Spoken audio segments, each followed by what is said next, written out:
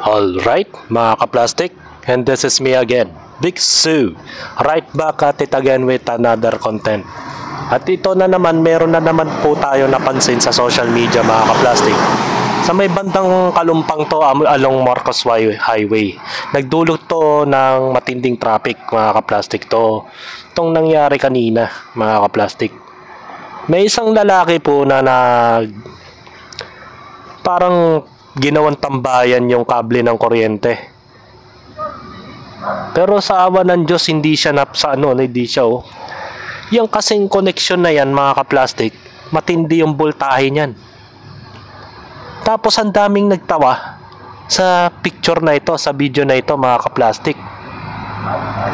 Alam mo, hindi biro yung ganito, mga kaplastic. Pero kung gagawin yung katawa-tawa tong mga insidenteng ganito, mga kaplastic, siguro naman nasa maturity age na po tayo, mga kaplastic.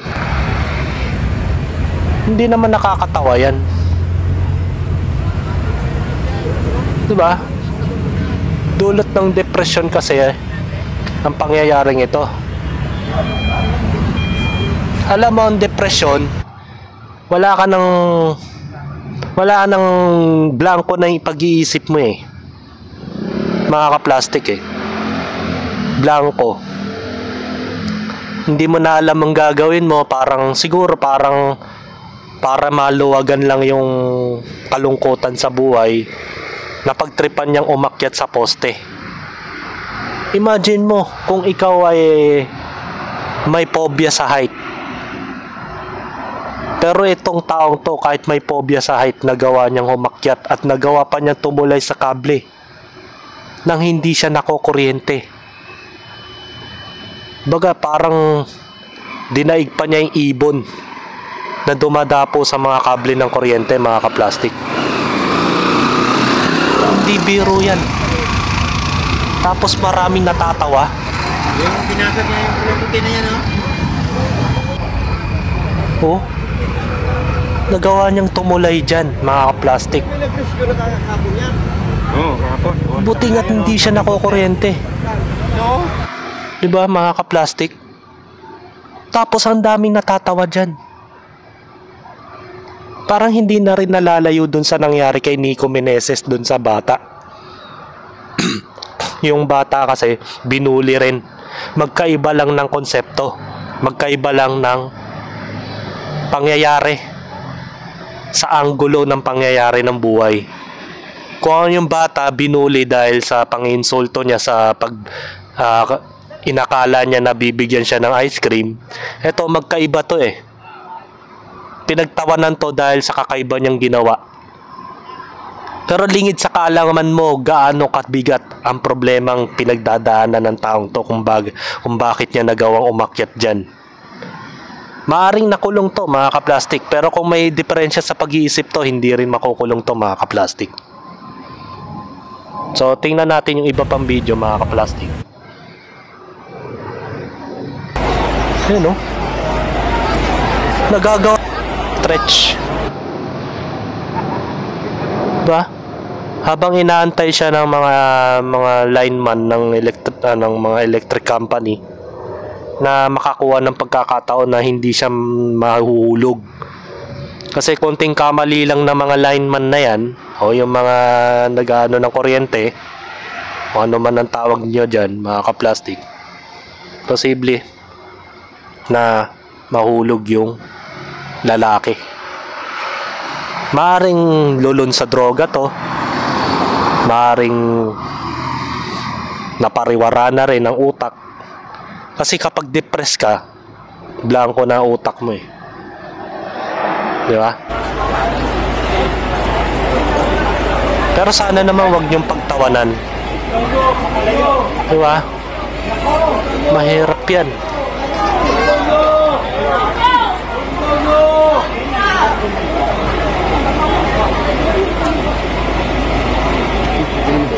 Basahin natin yung comment, mga kaplastik. Mura naman kasi ngayon ng bato, kaya may mga ganyan na, diba? Ad hominem. Hindi man lang naisip para magsalita ka ng ganyan tas pagtatawanan mo. Hindi mo nga alam kung ano yung pinagmulan ng pagdurusan niya sa buhay kung bakit siya nagkaganyan eh. Kawawa yung mga nagre-rescue. Oh, real talk. Kawawa naman talaga. Nahihirapan din sila makakuha ng tiyempo kung paano nila makukuha yung taong yun. Baga nagdulot ng perwisyo mga kaplastik, sabi ni Jen Diaz. Perwisyo na masyado paano ang mga nagre-rescue sa kanya. Yung napahamak. Kaiinit ng panahon, nakakainis kung magpapatiwalakal, sana talon na agad, hindi yung nagpapakatarsan. Actually, hindi naman magpapatiwakal yun mga kaplastik eh. Baga, parang nilalarunan niya yung sarili niya kung paano niya marerelax ang sarili niya. Nagpapapansin lang yan kung andun yan tropa. May nakita ka bang tropa? Diba wala naman, mag-isa lang siya doon? Naku, hayaan nyo na lang yan. Ginusto niya yan, Akasha.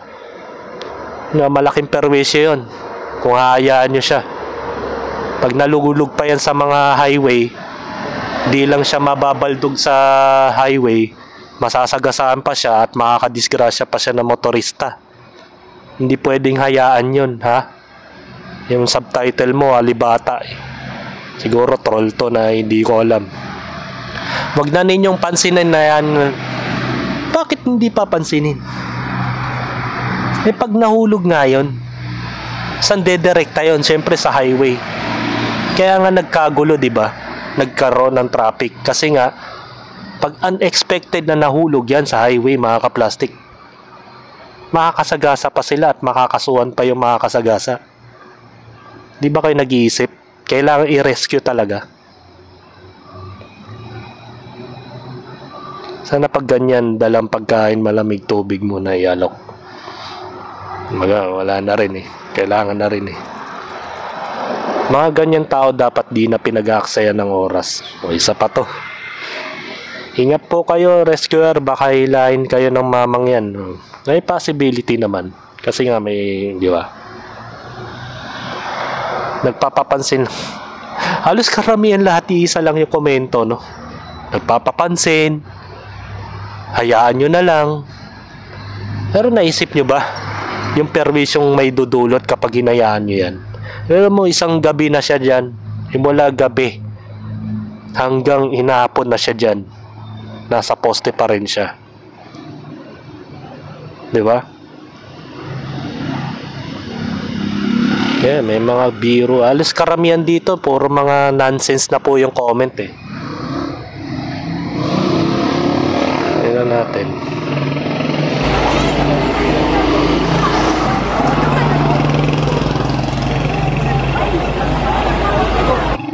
Ay nako.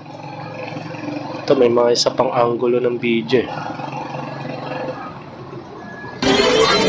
Mataas yung parte na yun, yung mataas yun. Mo. Natulay niya. Grabe ito. Wala mong picture. Spider-Man ng Pilipinas. Alam mo, hindi biro yan. Makakarating pa yata sa Quezon City ito eh. Ito naman ang ginawa niya. Oh. Wala. Ayan. Ito pa oh. Doon pa rin eh, no? Ayan, as of now. Ayan, no? Naka-placing doon sa taas. Ang dami nang kumakausap sa kanya eh. Nag-aalala eh. Ako, sino-sino naman yon. Mga major na. Major problem. Ayan, no? Namamahinga pa. Pangatlong posting bakal na yan. Ito, mga kaplastik ha. Sa mga natatawa dito sa video na ito, tsaka pinost, ni-repost nyo tapos kinaptionan nyo ng nakakatawa, burayin nyo na po mga kaplastik, burayin nyo na po. Wag nyo na pong antayin na may mga taong, may mga kamag-anak din yan, di ba? Baka matulad kayo kay Nico Meneses ngayon, nakakulong na dahil ginawang katawa-tawa yung kanyang ginawa sa poste along Marcos Highway. Wag nyo na pong wag nyo na, iburay nyo na po hanggat maaari. Wag nyo gawing katawa-tawa. Hindi comedy yan. Maraming pinagdadaanan yung taong yan kung bakit ganyan siya. Pakiusap lang po. Hanggang dito na lang ang aking opinion, and this is me again, Big Sue, lagi nagsasabing ang mga plastic ay matagal mabulok dahil ang mga plastic ay toxic. Kaya, what's up mga ka-plastic? And this is Kambid, commentary video ng video live stream. Signing out. Alright. Mga ka-plastic, kung nagustuhan nyo ang aking video, isubscribe nyo lang ang aking channel. At the same time, i-hit nyo rin ang notification bell at yung all para ma-notify kayo sa aking susunod ko pang video sa aking YouTube channel. Maraming salamat po mga ka-plastic.